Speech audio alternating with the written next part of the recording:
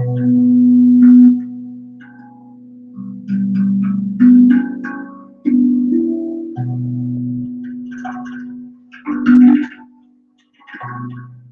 everybody. As you can see, I have my drum, and as you can hear, I don't know how to play it yet, but I'm still bonging it, and I'm still making nice sounds. And the great thing with this drum is, it doesn't matter where you hit it, it actually sounds quite nice anyway. So I'm going to use it like in meditation. They don't actually play any particular tune. They just bong it.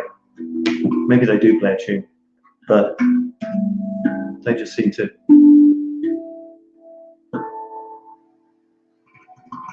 play random notes, and it sounds quite nice. So still haven't learned how to play it, so it's still on the agenda. There's my baby. I'll put it away for another week until I can play it properly. So yeah, so a bit of a couple of stressful incidents. So it's nice to be here and just ready to relax and to talk about creativity and productivity, and a couple of things which are helping me to relax after a couple of averagely stressful incidents. I've been doing Tai Chi, and they have this strange system where it's on Friday evening and on Saturday morning. And you kind of go into this bubble of Tai Chi. Tai Chi being this Eastern system of waving your arms and legs around and doing these lovely poetic motions in the air as you're breathing. And if you get to a really good level, as you're probably balancing your yin and your yang, but I haven't got there yet. So I'm still doing the sort of waving the arms around rather badly, I think. But there's something about it. There's something about just breathing, strangely enough. I always used to think it was a bit silly. You know, people would say, just breathe. Let's breathe together, as though breathing was something special. Although, of course, it is kind of special, because if you didn't breathe, you wouldn't be here. So there's these two sides to it. It's incredibly simple, but it's also the heart of everything. And they get you to do this breathing, and you also move your arms or something at the same time. So you're kind of doing this thing. It could be like this. You could be going like this, breathing in, and you're straightening your legs and straightening your back and putting your head up. Then you sort of pause for a second, then you turn your arms, and then you go down. And it's, or it might be going out this way, and they tell you something sort of spiritual, like, you know, grasp the energy of the world or something. And you're doing something like this. You can't see now. You know, like this. And then you sort of collapse down, and it's rather nice. You know, it's actually pretty good, pretty cool. So although on the one hand I kind of make fun of people who do any sort of silly movement, be it, I don't know, be it dancing or even singing, you know, you make strange noises with your voice, and it's kind of, you could say, what's all that about? But having said that, we're living the human experience. We seem to find some things pleasant, so why not go with the flow? So the Tai Chi is helping, actually. It's an interesting departure. And like I said last week, I think, it's the first thing that for me is bringing together the sort of more spiritual side of things with the more physical side. So you're moving your body, but at the same time you're breathing, which is kind of a neutral activity. And then there's the spiritual side where you're thinking of balancing energies. Let's say I don't really understand all the energy stuff they talk about, but I do believe that fundamentally we are just a bunch of energy. That seems to be what the case is. If you go down to the smallest level, even our bodies are actually not exactly what we think they are. They're bunches of little entities doing their thing. And if enough of them do their thing all together, you end up having, in the right sort of balance, the right way, you end up having a human body. So life's a funny old thing. So I'll try out a few different things, and I might laugh at some of them, but at the same time, everything is kind of funny, isn't it? So there's the Tai Chi that was calming me down. The music, my old drum, you know, which I haven't managed to play yet. also calm me down. And this, strangely enough, is calming me down. I'm here with you for about an hour and a half, to talk about creativity. And this is what I call a SATSANG. It comes from the word SATSANG, which is an Easterny thing. East, if you think about it, doesn't really mean anything, does it? It's all relative. But anyway, we know what we mean when we say the East, sort of India or Japan or China, this sort of area. And it's a time when people come together to reflect. Traditionally, it was purely spiritual. It was a spiritual investigation, a questioning of what's going on. Even, you know, the deepest questions like, why am I here? And is there any point to it? Who am I? Even better, I've come to realize, is what am I? And that's another story. And I've taken it to a different area where I'm going to do the similar sort of thing, but I'm going to focus on creativity. So people come together. It's not a debate, actually. It's one person presenting some stuff with no pretensions whatsoever. But the idea is that it'll stimulate people to think, to ask questions, and to find their own answers. And nobody else can find answers for other people. And I saw a nice definition of satsang. I've probably promptly forgotten it. It was something like, satsang is an, of course I've forgotten, assembly of, no, what was it? I can't remember what it was. It was, anyway, I added the word creativity to it. It was a sort of a coming together of spiritual investigation, something like that. And I'm turning SATSANG, my version, into a coming together for creative investigation. So let's see what this creative thing is all about. What is creativity? Is it just something that some people have and some people don't? Is it something you do at the weekend or in the evening if you can find a bit of time in between preparing your meals and getting the kids to bed? Or is creativity something so fundamental that you could almost say, we are creativity? There is nothing but creativity. Without creativity, there's nothing. Creativity is change. It's new things happening. And I'd say there's an argument for that.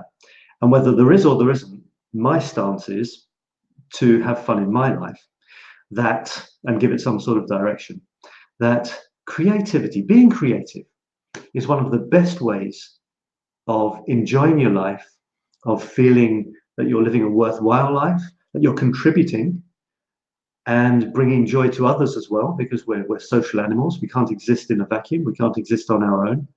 So I'm kind of pinning my colors to the mast of creativity and see how far I can take that. And of course, it's just my thing. But if you think it's your thing too, or part of your thing, if you'd like to be more creative, produce more things, if you'd like to be more productive, in other words, creativity, if that's having the ideas, you could say productivity is bringing them into the world. How do you do that? And it's not always easy. So that's very much part of what I want to look at. So the idea is that you ask some questions. I do have some questions that people have asked, not live, but that people asked during the week. If you have questions, or if you just want to say hello, even if you're the only person here, then say hello and I'll say hello back. If you have a question, that would be great. Otherwise, I present some creative stuff that I've done, or some thoughts, some insights, and you see what you think. That's the way it goes. So that was supposedly the musical meanderings, were me bonging slightly, the weekly deeds and ideas. Now, I've got this new idea, and I just started on Friday, and that is a newsletter. So the SATSANG, or the SATSANG, which we're doing now, was a new idea about 4 weeks ago. But I keep on having these new ideas. I don't know about you. Do you keep on having new ideas? Do they keep coming? You don't know what to do with them? Do you change from one to another, and then you kind of regret not carrying on with the first one? Is that your case? Let me know. Let me know in the chat. So I'm desperately trying to get to the point where I have an idea, I install it as a thing, like these satsangs. I almost didn't do it today. I was thinking, nah. Then I thought, hold on. You're someone who does satsangs, because it's a wonderful way of sharing your creativity and possibly helping others. And it makes you feel great. So I did it.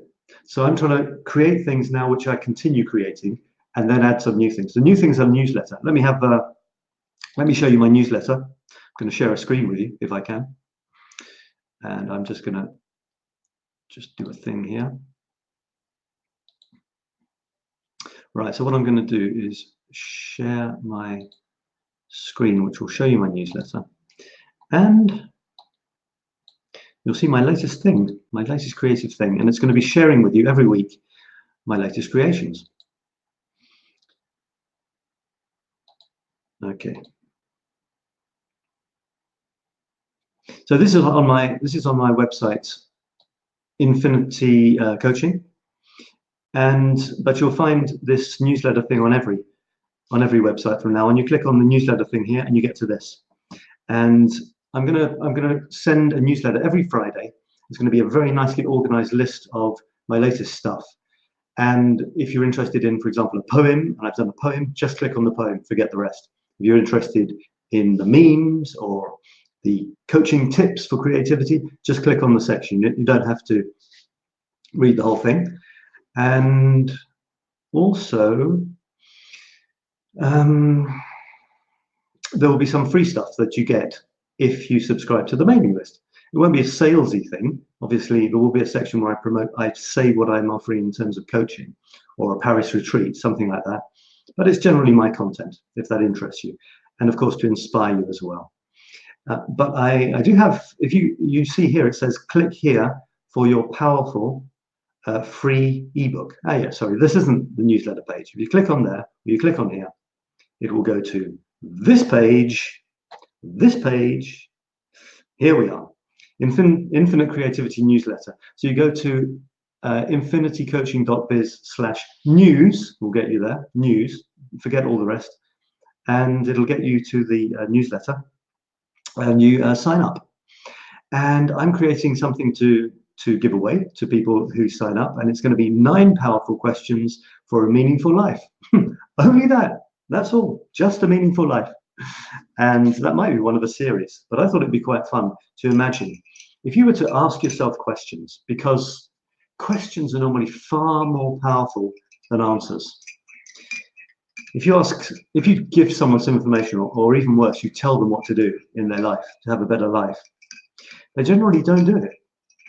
And that's because your solution isn't right for them. They might try it, they might give it a go, or they might think, who are you to tell me how I should lead my life? Or they might just forget about it. But if you ask them a question, lots of different things happen, more interesting things happen in people's heads. For a start, they're tempted to look for the answer.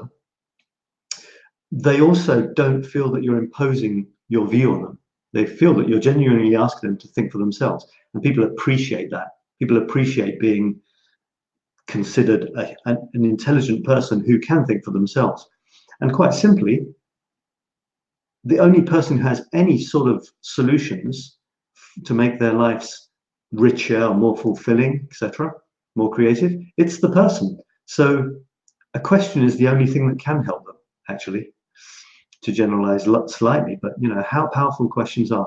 So I've thought of 9, and I'm going to do a page on each. This in itself is a creation. And the thing doesn't even exist yet. You see, one way of creating is to say I'm going to do something, tell people, and then if anyone is interested, I actually think, oh shit, I better actually do it. So that's exactly what I'm doing with this. I'm offering 9 powerful questions for a meaningful life. Each question will be 1 page of a PDF. It'll be the question. There'll be a quote, maybe a picture, a meme, some thoughts, and working around the question, and possibly even a little challenge at the end. So I'm just going to show you the questions that I've imagined. It's a bit of a spoiler, but having said that, I don't give any answers. So I'm not giving too much away. I'm just going to quickly tell you some of the questions. I could actually show them to you. Let's see if I can manage this. Right, I'm going to share this screen of my Word document. Here it comes.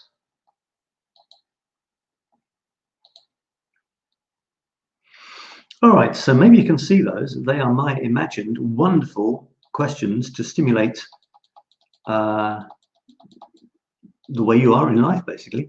Who do you think you really are? Now, I've spent some time thinking about these. It's not just my first go. I haven't answered them yet. They might change. But in trying to imagine 9 powerful questions to help you see things more clearly in life and find more meaning, it's not that easy, I can tell you. So I came up with these, and to be honest, there's tons, but I like these ones. Who do you think you really are? It's one of the biggest questions ever, isn't it? It's one of the huge questions. Who are you? And as I said earlier, there's actually, and I'll mention this in the text that I put with this, an even deeper question is probably, what are you? Or what do you think you really are? So that's a goodie. So I'll be starting with that one. Why do you think you're here? That's on the more of the sort of purpose side of things. Is there a purpose to life? It's a question. I don't have your answers. What makes you happiest in life? Now, this is good because it's moving you towards a more positive way of looking at things. The idea is to be positive. In coaching, the idea is to move you onwards and upwards towards more joy, more purpose, more fun. So we're not focusing on, what's crap in your life at the moment. Why not say what's happiest, what's best in your life at the moment, and go from there? It's not therapy, it's coaching. Do you appreciate the present moment? This is a powerful one. It seems quite simple as a question. You could say yes or no, which is not such a strong question. Having said that, I'll develop it, because people might say, I think so, or what do you mean by the present moment? And the present moment, for some of us, is all there is. And if you're not appreciating the present moment, what are you appreciating? And maybe you're not appreciating your life. So that's a goodie. How much control do you feel you have over your life? That might make you think about who's making the decisions in your life. Are you running it? Are you doing what's best for you? Or are you just doing what other people think might be best? What's your biggest goal or dream in life? This can get you thinking big. Thinking, okay, it's all very well, and this is me speaking, I think it's all very well appreciating the present moment, but what drives us? What makes us want to get up in the morning? What makes us want to do anything? Why am I doing this activity here? Well, it's nice to think that you do have some purpose, and if not, invent one. Doesn't really matter. You invent a purpose or a goal, you go for it, but you still try to enjoy going for it.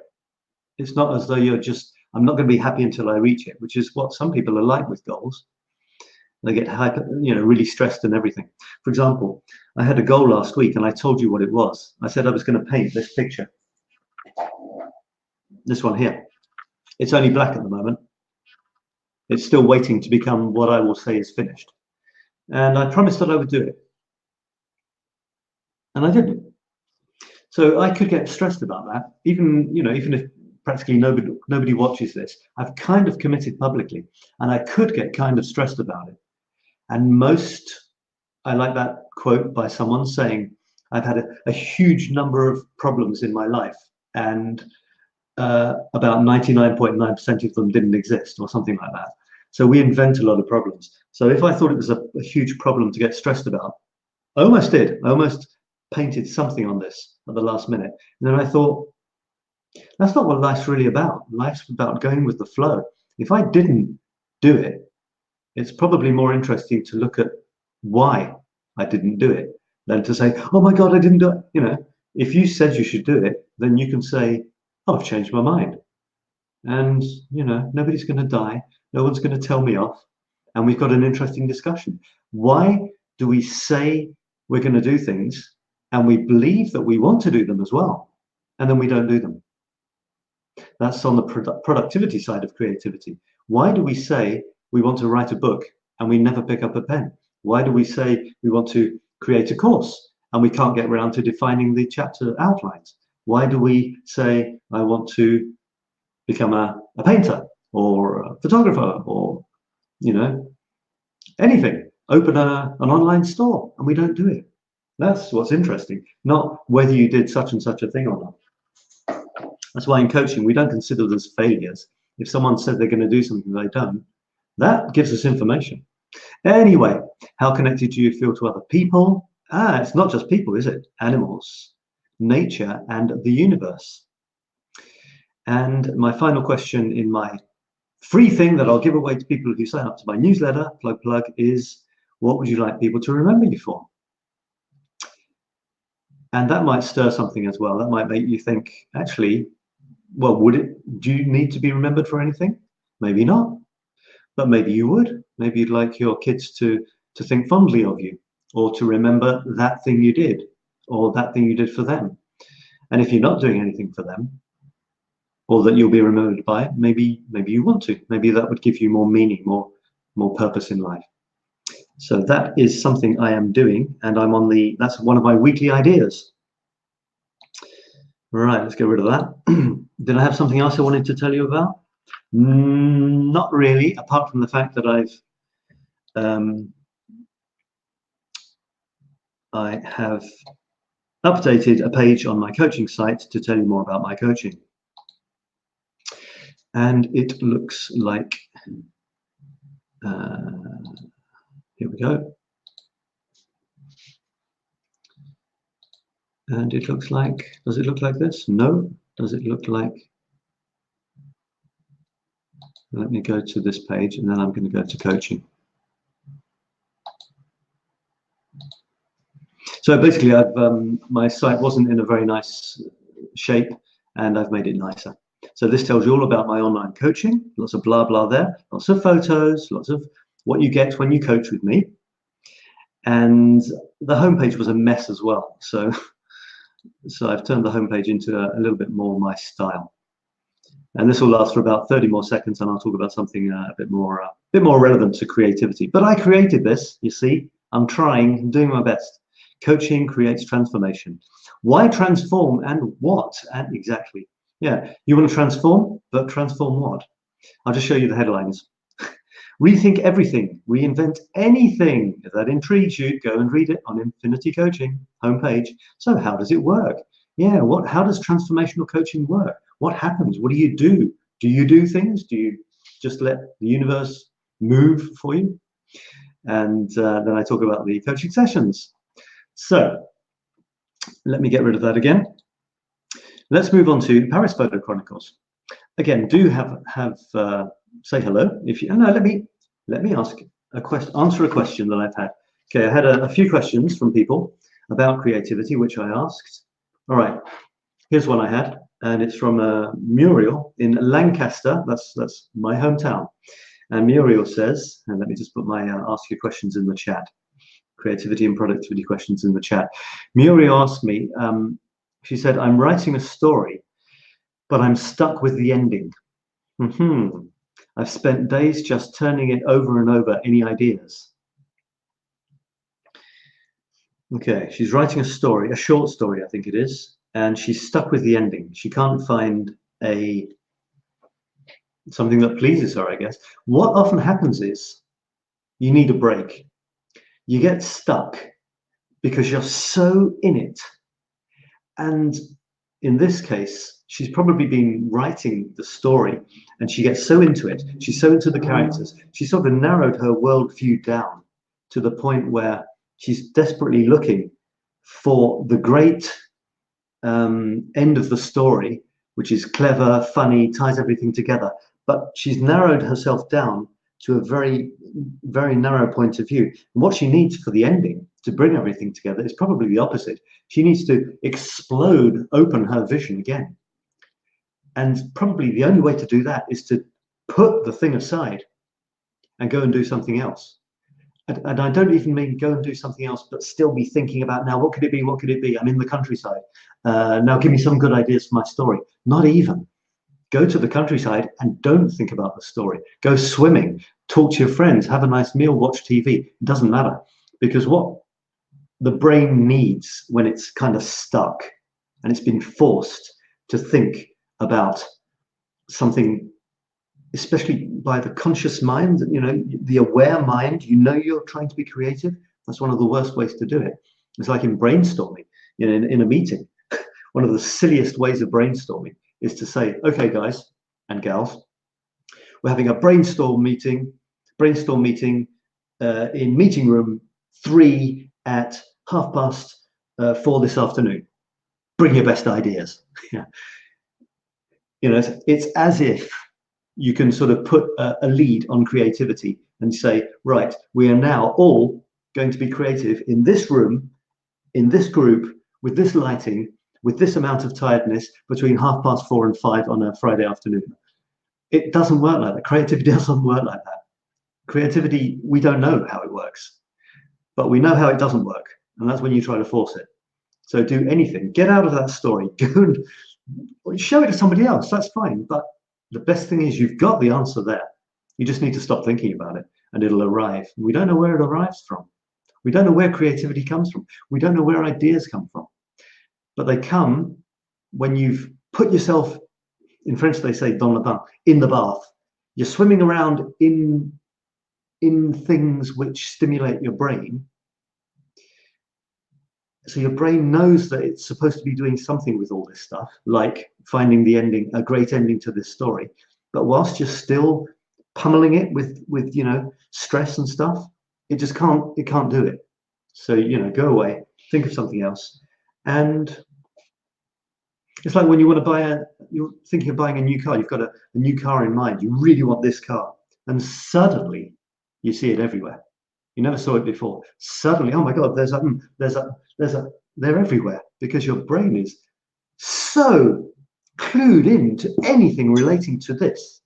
It sees it subconsciously without even you asking for it to happen.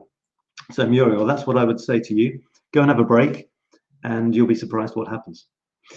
Okay, let's move on to Paris Photo Chronicles.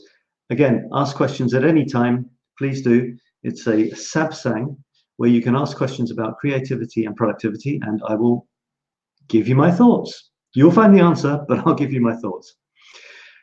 In terms of my Paris photos and texts, it's my attempt to be creative every single day. And it works.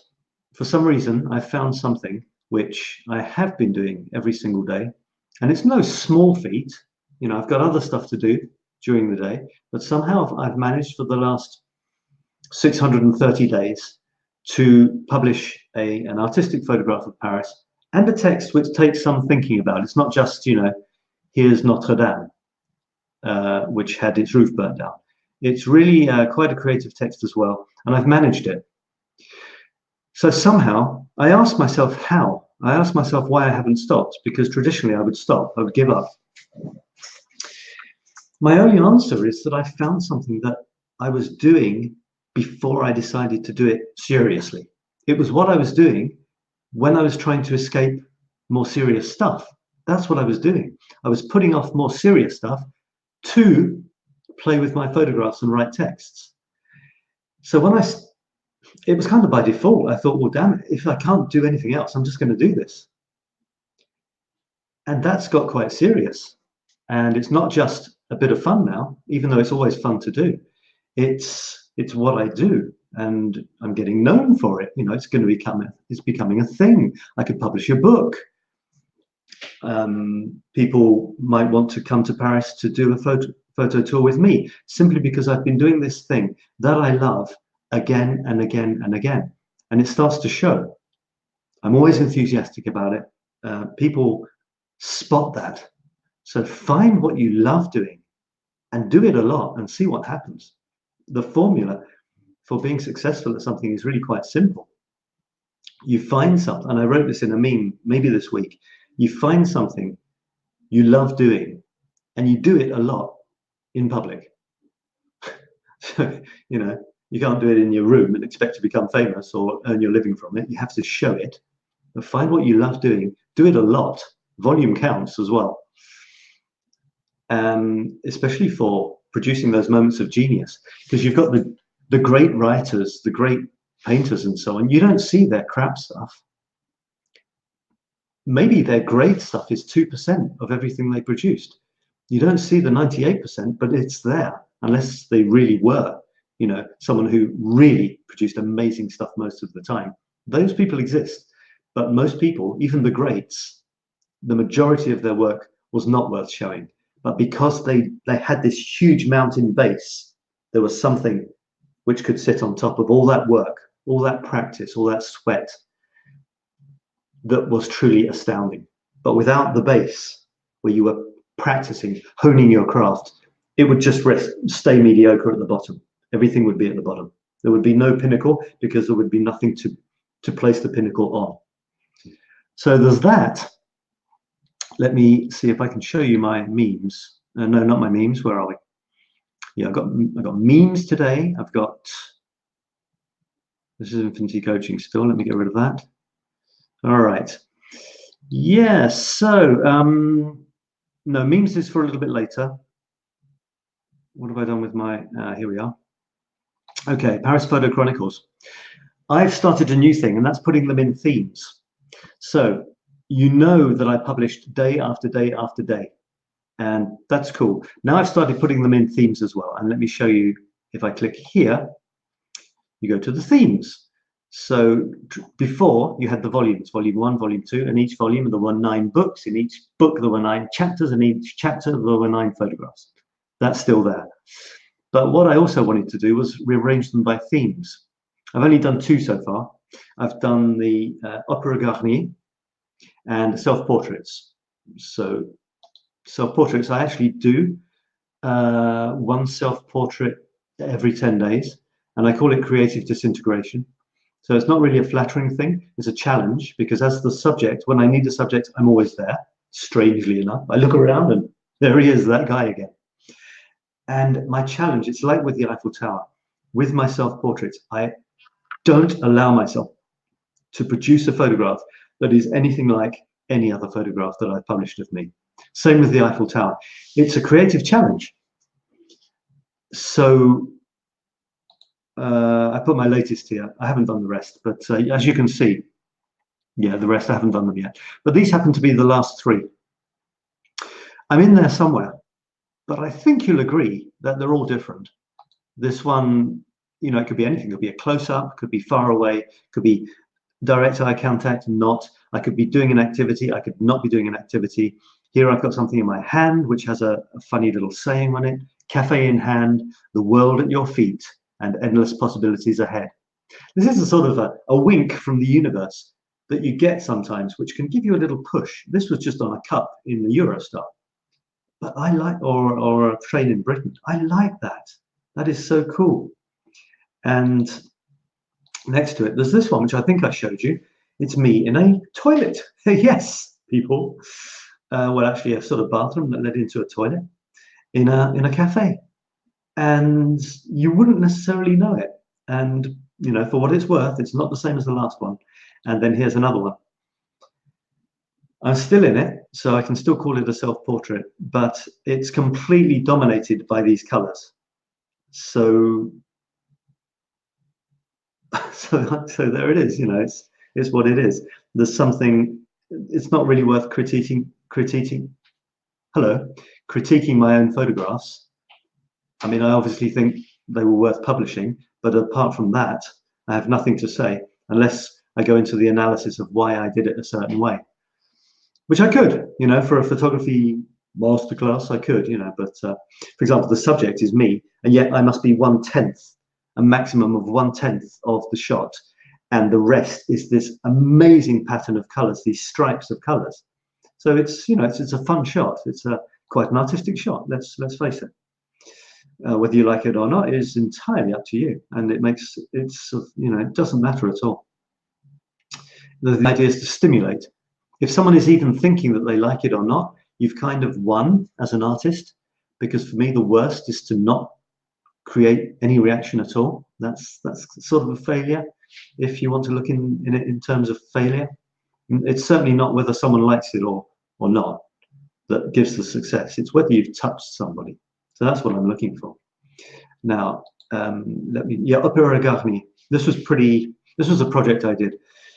I had a private tour of the Opéra Garnier, the stunning opera house. It's an amazing building. And I went along with my camera, not particularly thinking of taking photographs. But then the muse took over. The Lady Eiffel tapped me on the shoulder and said, "Hey, take a few shots here. You never know what might happen." And what ended up happening was that when I got home, I realized I had not only a grid's worth of photographs. Let me show you this grid. Not only did I have a grid's worth of photographs, which you can see, and that's this, you can see here. All right, that was the first grid I did. So I have to keep clicking and clicking and clicking. There we are. This is the first grid I did. I thought that was it. Then I started looking through the other stuff and I thought, whoa, and I was counting and counting and counting and seeing what was good and seeing what was not up to my standard. And I thought, at the end, I realized this is crazy. I've got 9 grids of 9. And there I just thought that is just incredible. And I wasn't really, I mean, I was with someone, I was being given a tour, I was paying attention to what they were telling me, but something in me was pushing me to take shots. And I ended up with what I consider 9 grids, not 81 photographs worth publishing, and I am publishing them. Here they are. I can show you all of them because I put them into this kind of stunning grid of 81 photographs. It's really amazing. And I'm publishing them one by one grid at a time, and they have themes. And I'll show you them, you know, as I publish them over the weeks. But that's a pretty incredible project. I'm really happy with it, and I'm just as amazed as anyone. Well, yeah, people I've shown it to have found it pretty amazing, and me too. But it's, you know, it's what happened when you go there. I was reading a book just now, and it was about an interview with Bob Dylan, and he was being interviewed, you know, about the words to his songs. Have I got it here? Anyway, I'll paraphrase. And he was being asked, how did you write the lyrics to, I don't know, Blowing in the Wind? And he kind of quoted himself these lines, which were pretty wild, pretty amazing. And he quoted these lines that he had written. And he said, can you imagine sitting down and saying, right, now I'm going to write something like that? It doesn't happen like that. And he didn't refer to his creativity once in the interview, not once. It came through me. This stuff came through me. I don't know where it came from. It came through me. I was given it. And that's how I feel about these. I don't remember taking all of these shots. I didn't think I'm going to do a grid of 9, let alone 9 grids of 9. And something happened. And I've managed to put each one has a theme. They're kind of arranged in a way which pleases me. And it's a miracle. It's a miracle. And I'm not laying any claims to it. So there's that. And then let me move back to the photos of the week. So that's my themes. I'm going to put loads of themes in there. It's going to be really good. You know, it might be trains, it might be homeless people, it might be the Eiffel Tower, of course. As I said, I try to picture the Eiffel Tower differently every single time. And here's the volumes. So you go to the volumes, you've got volume 1. Let's see if I can go straight to this week. Here we are. And I've done the same thing. I've put this week's photographs, or this chapter's photographs. I've covered it with 90% black. You can just about see what's behind. And I've put little hints of the photographs through, so you can just have a look, and hopefully it's intriguing. Normally, if there's a person, I'll put the person. If there's a clock, you know, there's my eyes. And it's just fun, that's all. And you can try and guess, you know, the connoisseurs of Paris might try to guess, you know, where is that? What could that be? I think I recognize this clock. And as the week goes by, I'm publishing each one. So here, for example, this is a crazy artist squat. I'm not sure if it's official or not, but there's this huge outsized paint tube. And so that's been taken over by artists with this kind of blow-up doll sticking its head out there. That was quite funny. Some beautiful graffiti. And in Paris, you get different graffiti artists, and they crop up, and then you'll see them everywhere. And this is one. This is the umbrella person. Don't know who it is, but you see these lovely bright umbrellas. They look like they've been painted through a stencil. There's a stencil and they spray. And maybe not the characters themselves. And they're everywhere, and it's really good. It's quite fun looking up, and there's another one, there's another one. The thing with graffiti is a lot of people, they take photographs of people's graffiti and they publish them. And The thing is, it's not really art as such, because it's just a picture of somebody else's art. So I don't tend to do that. This is kind of an exception. I haven't added too much, but I've, there's an angle, there's the bushes, there's the treatment that I've done, and then there's the text that I did with it. So I've kind of made it my own. This is interesting because it's in a bar. It's in the same bar that I was in when I took in the bathroom with that crazy lighting. And look at this. It's funny because the clock is the wrong way round because it was taken in a mirror. So it's kind of nice. You've got the round clock, you've got this round window, and you've got this guy's round head, if you like. And the funny thing about this clock, which I mentioned in the text, is, okay, if it wasn't reflected in a mirror, it would be the right way round. But if you go round the back side of the clock, it's like a station clock, it's got two sides. The hands actually go backwards, which is quite funny.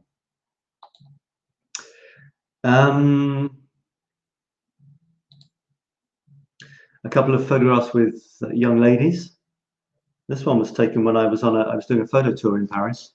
And where am I, folks? I'm in Place des Vosges with these beautiful arches. At night, they're often lit with this lovely warm lighting, which comes out more in photographs. This woman here was actually walking with some not so photogenic guy. But as it happened, I was able to not include him in the photograph. Sorry, man, but you didn't come up to scratch. Maybe if you'd been a lady photographer, you'd have tried to get rid of the lady, but that's what it is. Nice little black dress, walking enigmatically down this passageway on her own, as far as the photograph is concerned. And it's rather nice. There was someone at the end, which you can't quite see what they're doing.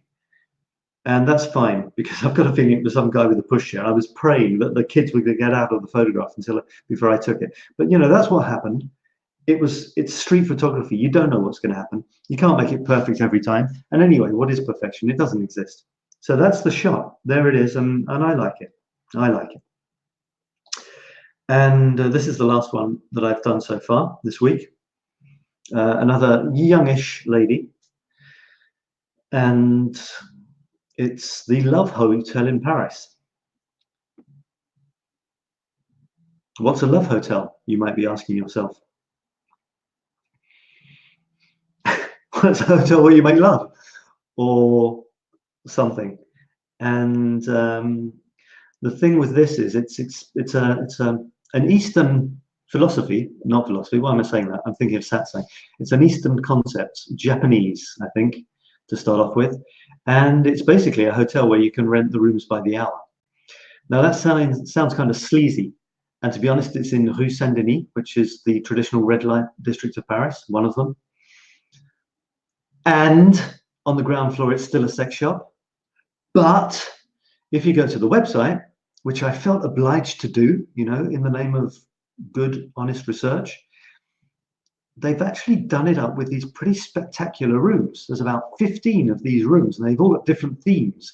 So like there's a theme, there's the gold room, there's a Japanese dojo, there's a Venice room, there's a, I don't know if there's a Barbie room, maybe there's a Barbie room, there's a tiger, a safari room, there's it's all in the text if you want the details. And if you want to get a little bit naughtier, there's a dungeon. There's an S&M dungeon, if you're into that sort of thing. It's still a room, but they've made it out in that style. And there's a room called Hell, so you can actually go to hell if you want for your sins. And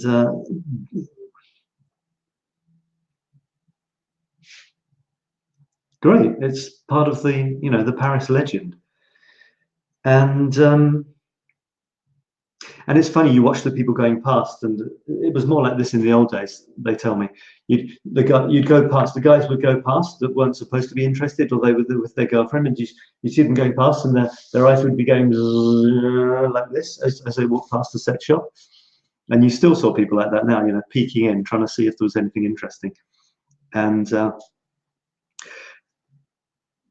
yeah, the girl she's probably one of the masseurs. And it does give it a feel to this photograph. There's certainly a feel to this photograph. I'm not quite sure what it is.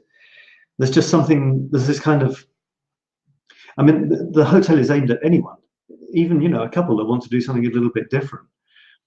I don't think it's particularly sleazy. Looking at the rooms, they're stunning. They're really beautiful rooms. And they say you've got to present ID. I'm not selling it. I don't have shares in it or anything. But they say you have to present ID. You can't. It's not for prostitutes. You know, you'll be reported to the police.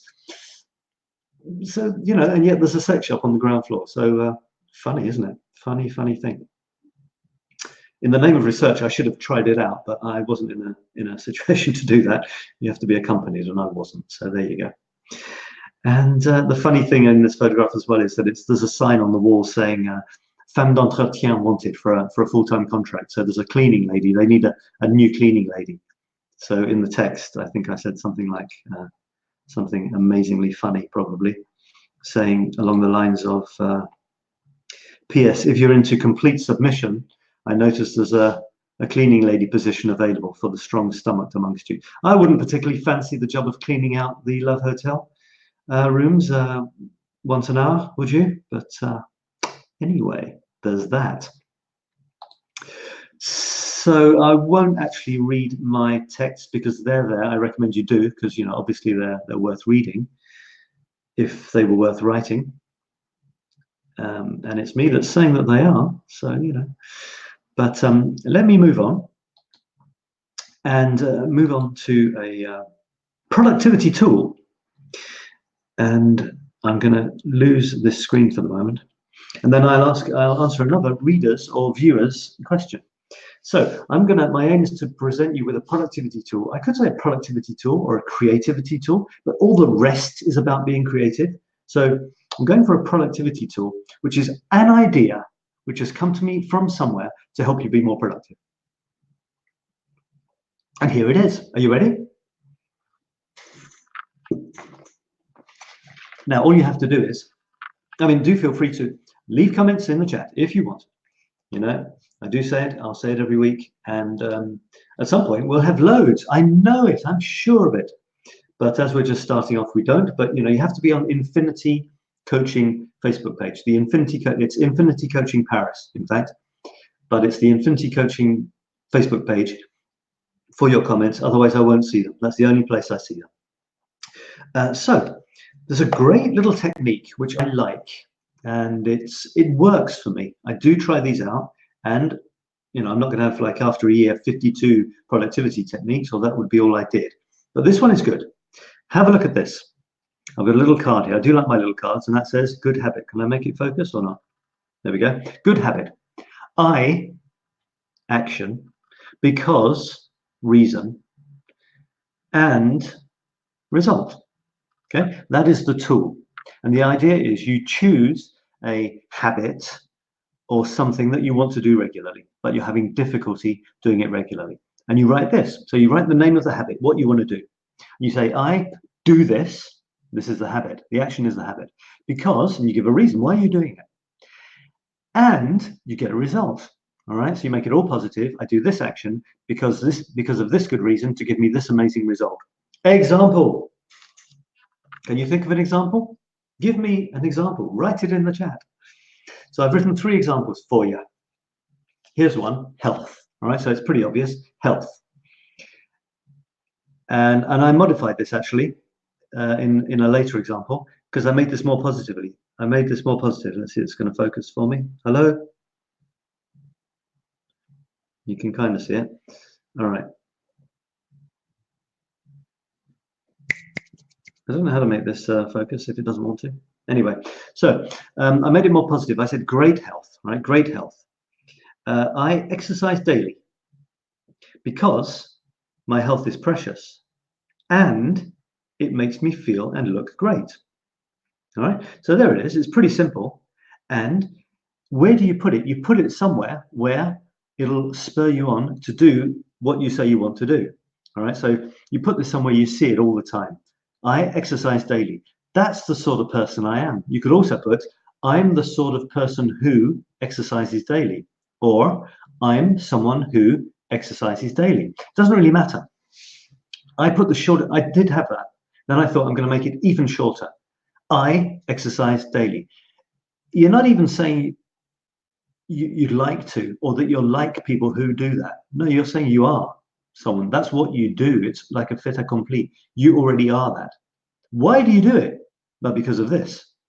And what's the result you get? I get this result. Even if it's all in the future, even if you don't exercise daily and you don't yet consider your health is precious and you don't feel great or look good at the moment, that doesn't matter. You put it like it's a fact and you become that person. If you want to have more of a sort of group mentality, you want to belong to a type, you want to feel that, you know, you're in a group of people who have the same values. You are part of a group of people who value health. Then you can say, I'm the sort of person who, and then you can, you know, have that sort of group spirit. But if you want to go direct, you know, cut to the chase, I exercise daily. Why? Because my health is precious. And so what does that give you? Well, it makes me feel and look good, look great. Here's another one for art. Say you want to paint every day. Do you know anyone who wants to paint every day? I do. Here we go. Let's see if we can actually focus. Okay, it's trying, it's trying. Art. I paint. Maybe I can really force it to. I cover everything there. Hello, you're not in focus. No, it doesn't want to. Okay. Maybe I can find a way of doing that for another time. All right, so art. I paint daily at 9 a.m. because I am a passionate artist. And, oh, hang on. I might have a guess. 1 second. Hello?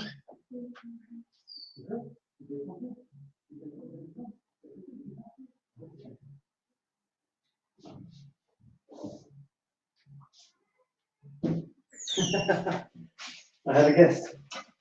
I had someone who went to the wrong place. My door was open and a little kid came in and thought it was their place. Right, so where was I? Okay, trying to get this into focus. Art. I paint daily at 9 a.m. because I am a passionate artist.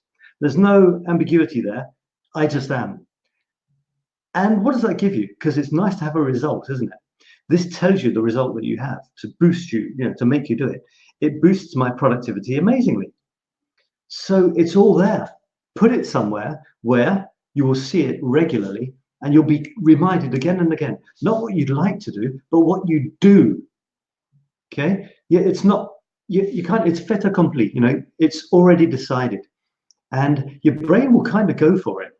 It'll believe you if you tell it enough. It doesn't, it's like this visualization thing, which I don't really do, but I get it. People who do it, they say that your brain can't distinguish between what you tell it is true and what it really is true.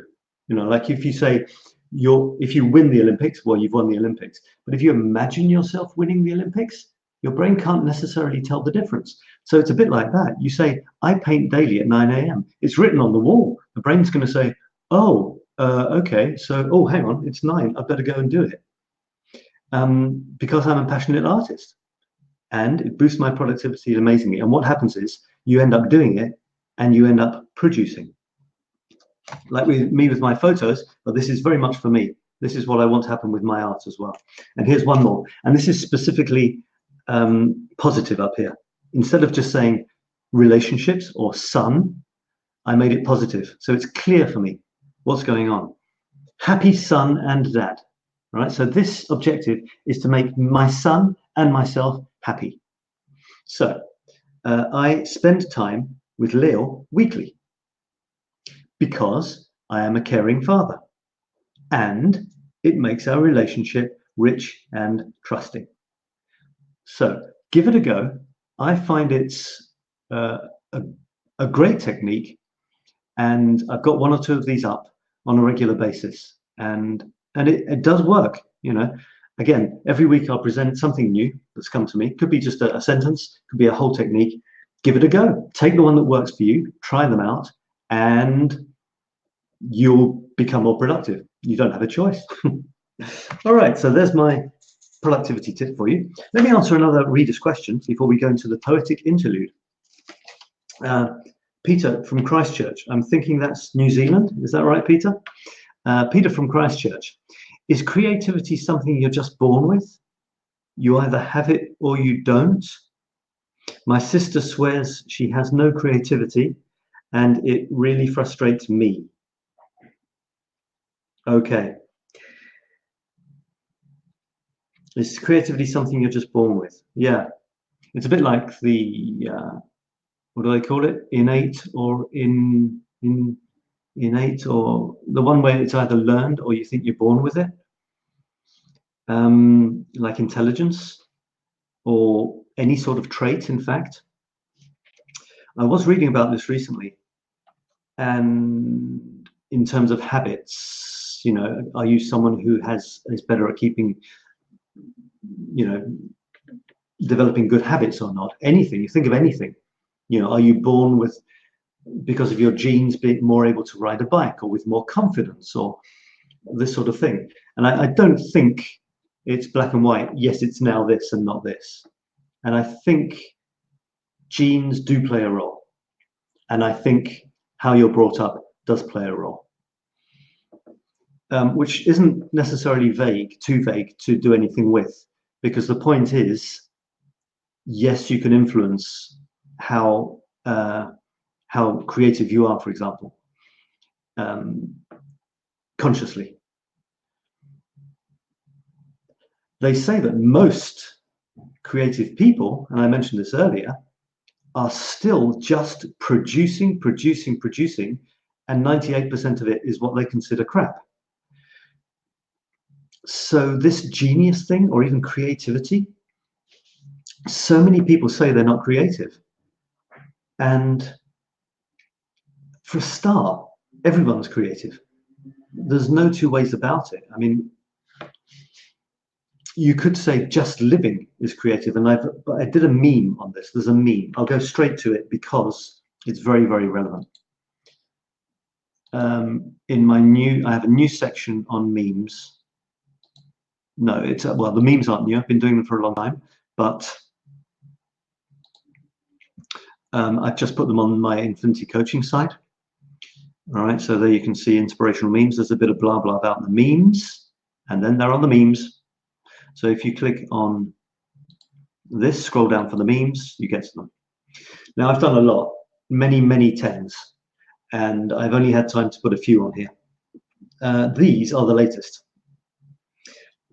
And the one about creativity, well, this one, for a start, I wrote, and this is what I believe: creativity isn't an exception to the rule. It's not even the rule. I think I said this last time. It's all we can do. We can only be creative. We're creating our lives minute by minute. You could say our lives are happening to us. You could look at it that way. But at the same time, we're creating, aren't we? If I decide to get a coffee instead of get a tea, or watch this program instead of this, you could say I'm creating my life experience. There seems like we have a certain amount of agency, I think they call it, you know, free will, to an extent. And if not, well, it seems like it. I have decided this week not to paint. The week before, I decided to paint. So whatever it is that pushes us, we can do creative stuff. Anyway, let me finish my meme, which kind of says what I want to say. Creativity isn't an exception to the rule. It's not even the rule. It's all we can do. Each breath is creation. So take a deep one and relax, you creator, you. So that's the way I like to look at it. We are creative. We are, in some ways, the creator. We create our experience.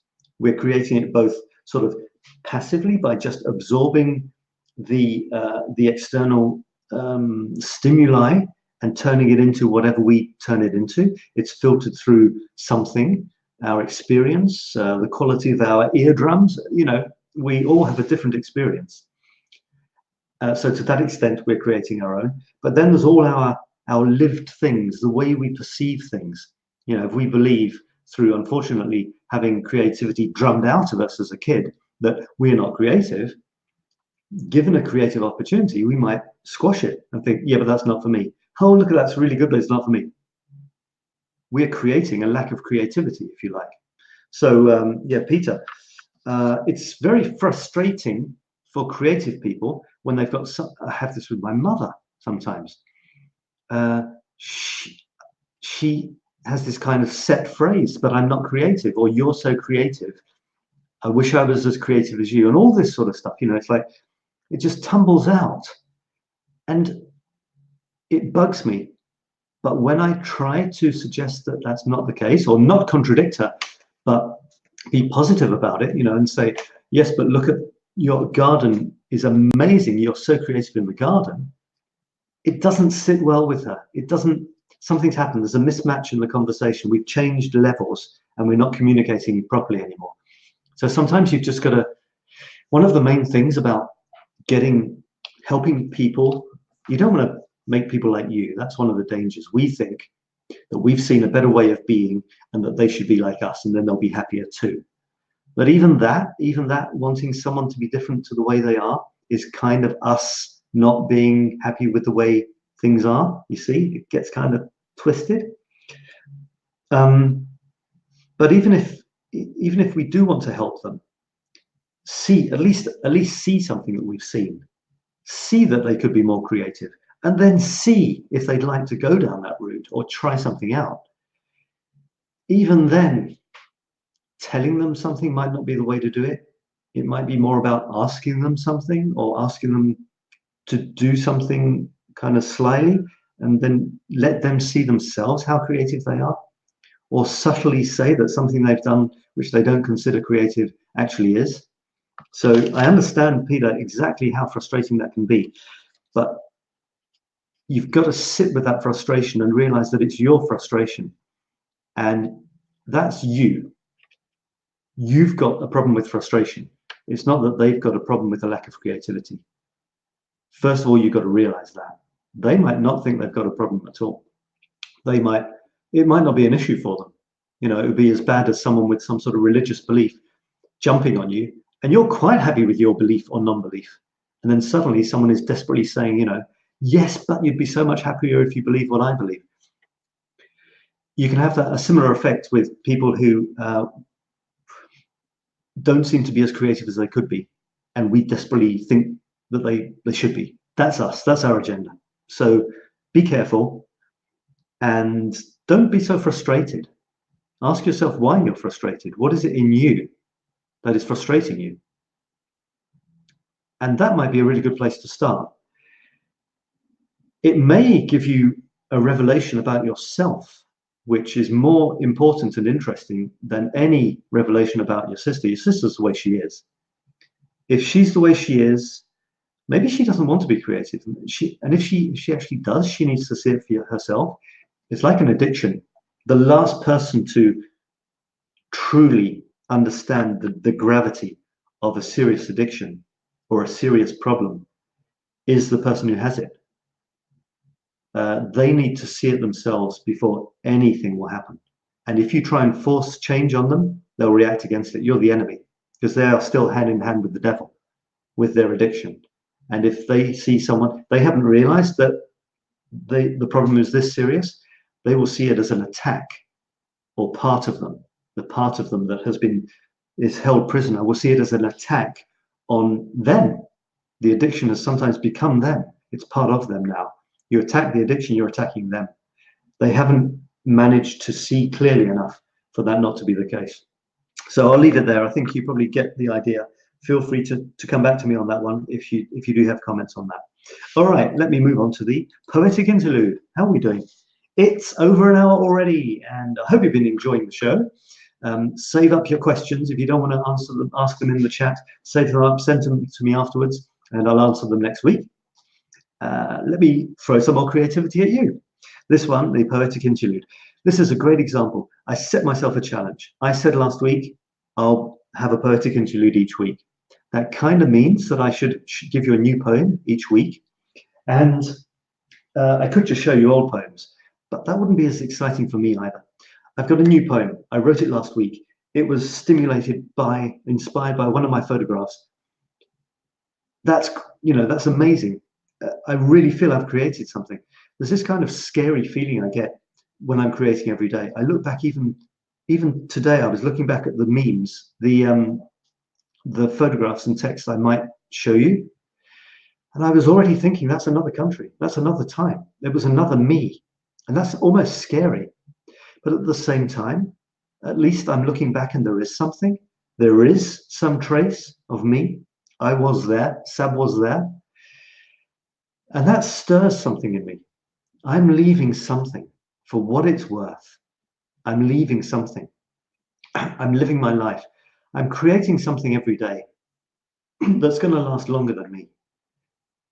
And that counts for something, I think, as a creative, we're all creative. But my vision of creativity is that I'm creating stuff that may outlast me, may outlast this form. And that gives me a meaning. It gives me some sort of meaning in life. When I'm gone, people could look at my photographs and read my words.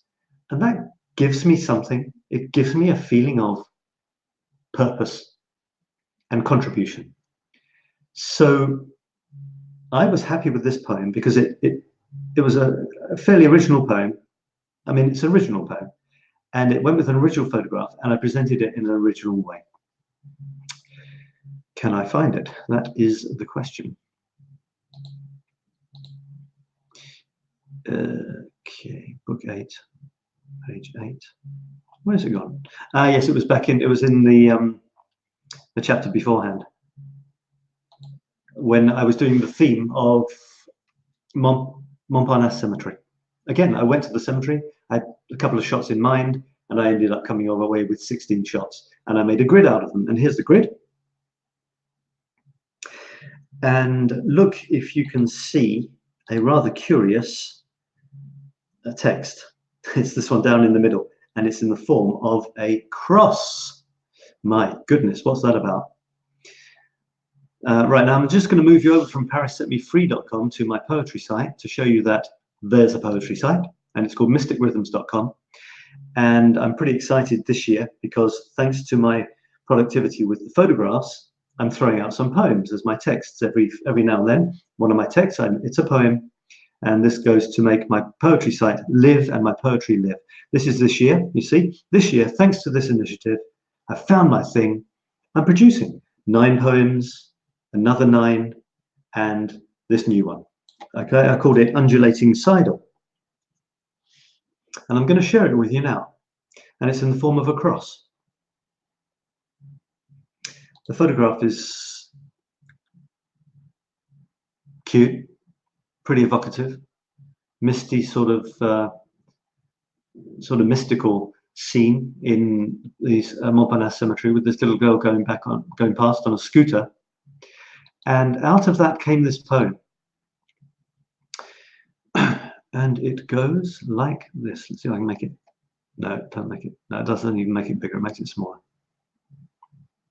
Trying to optimize it for you here. Hang on, I can get rid of this and at least make that bigger.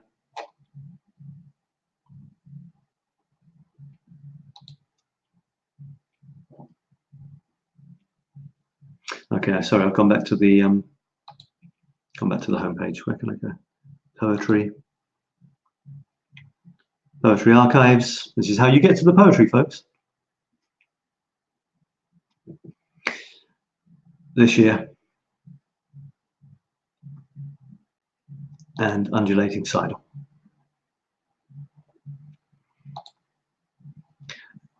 You'll notice Undulating 𝗖𝗿𝗄 is in a kind of wobbly cross. I did have fun with that. And I put this in a cross. And it goes down to here, then it goes across, then it goes down. And if only this little girl could have been moved slightly over to the left. You can't have everything. So there it is. And it sounds like this. Undulating 𝗖𝗿𝗄. Weave the rain into a bow. The wee ones show where lies the thread. Sweet angels nearer to the dead than any adult dares to go. Life's puddles splash as kids scoot through, whilst big ones tut at trouser stains. Their tread is heavy. Young ones' laughter floats past headstones, grumpy moans. Grown-ups have oh so far to fall. The fears they dread are seeds they sow. Into the mist their groans remain. They're closer than they care to know. Unimpressed all, the children chatter. Old ones leaf through autumn's muddle. Watch the young past puddles hurtle. drops refracting, yarns unravel, colours scatter, four winds fed, with tears of babes blown like snow. I had a lot of fun with that one, playing with the words, trying to create this atmosphere, and find a bit of the old spark as well. My poetry died over the last few years, and I'm kind of reviving it. But I'm finding that the similar themes come, like I've had other poems inspired by graveyards, and I'm looking at my style. Is it always the same? Is it or not? And I feel I do have a kind of style, but I'm not happy. I'm not happy with the idea of having a fixed style. That doesn't please me. And yet to have a style is also not bad, because people might recognize your style. So there's all of these things going around in my head. In the end, I just do my thing. One thing I'm asking myself, and any artist can ask themselves this. For example, I'm finding that my words are being more and more inspired by my photographs. I never want my words to rely for their strength on a photograph. I never want my photographs to rely on its strength for the words, you know, the two together. I'd like the two together to be stronger than separately, but I don't want one to compromise the other. And then I'm saying to myself, well, maybe my thing is now becoming a strong image with strong words. Maybe that's my thing. Maybe I shouldn't fight it. Maybe just go with the flow. So these are questions, as ever. Questions, questions, questions. So I hope you like that poem. I'm pleased with it. I think it's, and you know, the presentation and everything, that's becoming part of it. It's not just the words. My stuff is now this. This poem, I must admit, is now this. It's not anything more or anything less. It's this as you see it, and me as I read it. So there we go. You know, the thing is, I'm producing, and as I produce, I ask myself questions, and answers come. If I wasn't producing, nothing would be happening. So that's the thing: create, create, create, and things will happen. Right, let me move on to a book recommendation. Now, this book recommendation is, when I say recommendation, it's not really a recommendation. It's sharing something with you from a book that has touched me. And how are we doing for time? We're going to have to move on quickly now. It's called The Dot, and it's a marvelous book. It's really marvelous. It's a kid's book, and I'm going to try and read it to you so you can see the pictures. I read this, and honestly, it touches me very, very deeply, and you'll probably see why in a minute. It's called The Dot. I think I read this once in another. This is some pictures of my son. He did some dots recently to go with it. Yeah, there's a load of pictures here. Okay, so it's about a little girl in an art class. Here we go. The Dot. The art class was over, but Vashti sat glued to her chair. Her paper was empty. Vashti's teacher leaned, I'll show you the pictures. Vashti's teacher leaned over the blank paper. Ah, a polar bear in a snowstorm, she said. Very funny, said Vashti. I just can't draw. Her teacher smiled. Just make a mark and see where it takes you. Vashti grabbed a felt-tipped pen and gave the paper a good, strong jab. There. Her teacher picked up the paper and studied it carefully. She pushed the paper towards Vashti and quietly said, now sign it. Vashti thought for a moment. Well, maybe I can't draw, but I can sign my name. The next week, when Vashti walked into her art class, she was surprised to see what was hanging above her teacher's desk. It was the little dot she had drawn, her dot, all framed in swirly gold. I can make a better dot than that. She opened her never-before-used set of watercolors and set to work. Vashti painted and painted. A yellow dot, a green dot, a red dot, a blue dot. The blue mixed with the red. She discovered that she could make purple, a purple dot. Vashti kept experimenting. Lots of little dots in many colors. If I can make little dots, I can make big dots too. Vashti splashed her colors with a bigger brush on bigger paper to make bigger dots. Sorry about the white is making this picture a little bit dark. Vashti even made a dot by not painting a dot.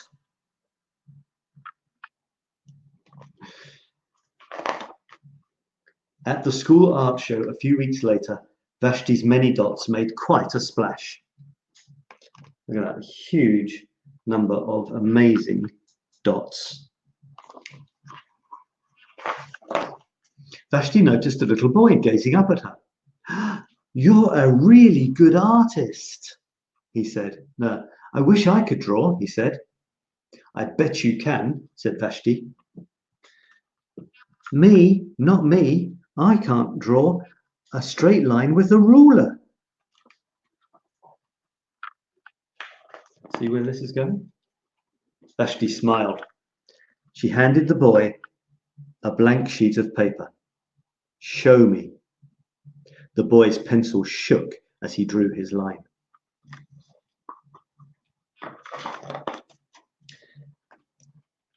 Vashti stared at the boy's squiggle, and then she said, "Please, sign it."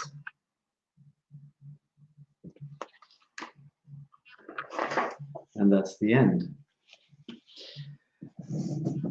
Now, I find that story incredibly touching and profound. And as someone who literally had art slapped out of him, at one point I got a slap round the head for not doing what the art teacher told me to do in the art class, where I was trying to be creative. I can appreciate that, I really can. And if I'd had a teacher like that, I'm not saying that my teacher was all bad, but that's wonderful. That is so wonderful. It's valuing, it's, to start with, it's acknowledging that everybody has creativity in them, not accepting someone who says they're not creative or they can't draw, and then complimenting them when they do make an effort. And look where that led, to something amazing. The dot by not making a dot. That's just, it's just amazing. I mean, you know, kudos to the author. Brilliant, brilliant. So that's my book for the week. I'll leave it at that. Time's going on. Next week, I'd like to talk to you about this book, if I have time. Creator, it arrived. Creator, and that the name of that actually is saying you are the creator of everything. And that goes with one of my memes. I don't think actually. Now we're going to the memes quickly. Here are the memes. And yes, let me share my screen once more, because I create memes for fun, and they're supposed to bring together any insights or ideas or deep thoughts or even frivolous thoughts or even funny jokes or word plays that have come to me during the week. Let me see if I can find them. I put them on the infancy coaching site. So that was one. You see Creator there. And I've had a few others, and I really had fun with these. And to be honest, I can just look at one of my photographs, and normally a meme pops out, some sort of thing that it occurs to me to say. Here's another one about art. And it was this crazy art place where there's a tube of paint outside of this building where the artists are squatting or using it. Art is sailing on wild seas, winds whipping and a crazy crew. Tie your tubes to the mast, boys. We're taking this baby through. So that was a bit of fun for that one. You know, art is crazy. Just go for it. Doesn't matter. Don't do what anyone expects. That isn't even art. Do something crazy. Go for it, and amazing things will happen. This was a new one as well, I think, based on this graffiti. When it rains down upon. Let me see, there's a rhythm to this. When it rained down, I'll get there. When it rains down upon some other unlucky fella, try loosening your grip on your big red dry umbrella. I haven't got the rhythm there. Okay. When it rains down on some other unlucky fella, Try loosening your grip on your big red dry umbrella. That sounds a bit sort of moralistic, but it's what came to me. And I think it's quite a nice idea. You know, someone's got an umbrella, it's closed, it's not raining where they are, it's dry, it's not doing any purpose. Someone else, it's raining for them, they haven't got an umbrella. Why not? That's what came out. And sometimes, you know, moralistic things, it is good to help others out when they're in need. This one I had fun with. It's Rodin in the Rodin Museum. It's called The Thinker. And the way I treated the poem, the image with this explosion of light, it kind of looked like it was coming out of his backside. And this is what sparked this. When your creative spark seems to have hit rock bottom, light a fire under your butt and let that sucker fly. When your creative spark seems to have hit rock bottom, light a fire under your butt and let that sucker fly. So apart from trying to be funny, your creative spark is always there. You know, it's like I was saying right at the beginning to who was it? To Muriel, I think it was. When it seems like you've got no more ideas, go somewhere else, do something else, bam, and it'll all come out. This one, if in doubt, create it out. I think what I was getting at here is try creating something. When you don't know what to do, try creating something, and suddenly you forget you were in difficulty, you were worried, you'll lose yourself in the moment, and new things will come to you, new ideas will come to you. And, you know, it's simple, but it's what works for me. Try being creative in any situation, even when you're sad, and it'll help you, because we're fundamentally creative creatures. We're at our best when we're creating. Try it and see. Creating for fun, creating something artistic. And this was the other one that I don't think you've seen. It was the photo with the clock going backwards.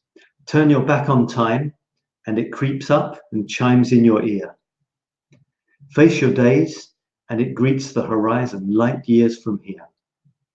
My idea with this is, if you're always watching the clock and worried about time and so on, no, hang on, what is my idea here?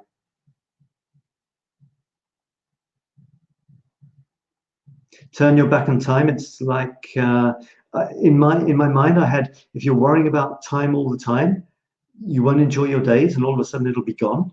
Whereas if you're in the action, you're in creation, you won't notice time going. It'll be like you're in a timeless place. So reading that now, I'm trying to see what I was looking at, but you know, sometimes you come back to something, you can't get it. Sometimes you come back again and you see something else. So there's my memes, for better or for worse. I created them. They're out there.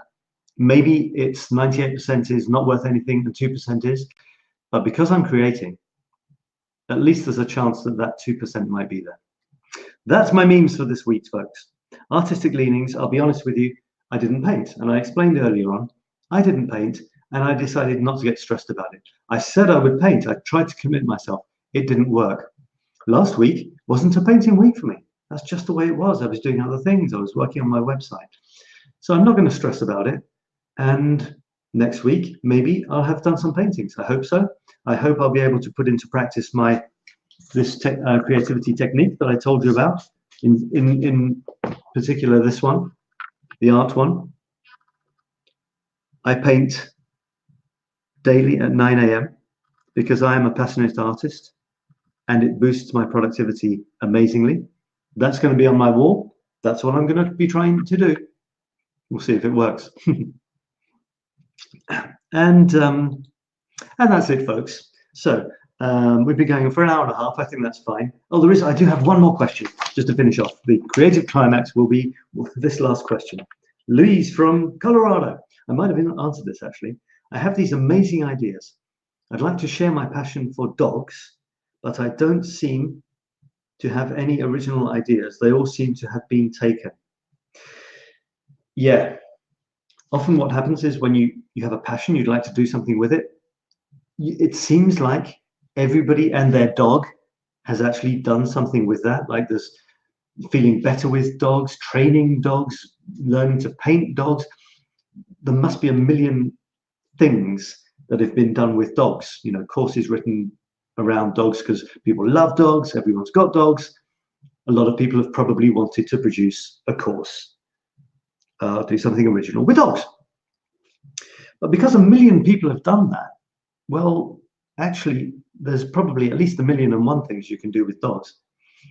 There could be the same number of things you could do with dogs in a unique and original way as there are people on this planet. Never forget that. Everybody is unique. And okay, how do you get the ideas? Well, you know, wander around, think about everything that dogs represent, do a brainstorm with dogs in the middle. Every word, go for 100 words that you associate with dogs. Something will pop out. You know, dog-eared. I just thought dog-eared. Books, dog-eared, books. Some sort of books for dog lovers. Cute dog bookmarks where a funny dog's head sticks out. Bookmarks with for book lovers with quotes about man's best friend on them. You know, that's just literally came out of my head then. And remember, what was I going to say as well? Yes, I often worry that what I'm telling people has been said before. My memes, there's millions of memes talking about creativity. There's millions of memes and quotes saying just do it. There's millions of memes and quotes saying live in the present moment. So should I shut up? Should I not say anything because someone said it before? It's like in this book, which I'll tell you about next week. He talks about weightlifters. You're watching a weightlifter, an Olympic weightlifter, lifting an incredibly heavy weight. Do you look at them and say, right, well, I can't lift. You know, I can't even, my coffee cup, I can't lift. I'm not a lifter. Could you lift my coffee cup to my mouth, please? Because I can't lift. I'm not a lifter. I'm not like him. How stupid is that? Creativity is like that. Of course, other people create stuff. Does that mean you can't? Of course not. You will create your stuff your way, your unique way. No one can create like you can, Louise from Colorado. They just can't. They're not able to. Even if they wanted to, they couldn't. They haven't lived what you've lived with dogs, for example. Write down not only this brainstorm with 100 words relating to dogs, anything that comes to your mind, ask other people as well. Write down what you have done with dogs in your life. What's your experience? Write down a brainstorm with me and dogs, you know, Louise and dogs in my life. And you write down everything that you could think of with that as well, not just general. Something will come, you know. You can't help but be creative. You don't have a choice.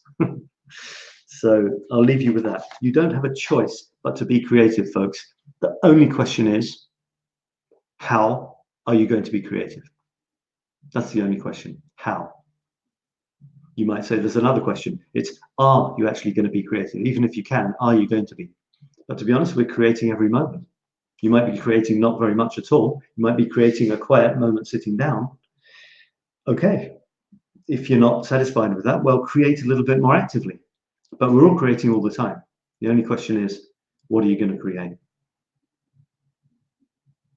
And I will leave it at that, my friends, for another Creativity Satsang, otherwise known as the Saturday SATSANG, where I share creativity with you, try to inspire you to be as creative as you can. You ask me your questions, I will give you my responses, and hopefully we'll push creativity to the fore, because I fully believe that being creative is one of the most wonderful ways to feel that we're living a joyful, worthwhile life, contributing to others' lives as well. So I hope to see you same time, same place, probably. Look on the 𝗦𝗯 coaching website for the exact times next week for some more creations, more questions, and more creativity. Bye for now. Bye for now. Take care, everyone. Bye-bye. And be creative.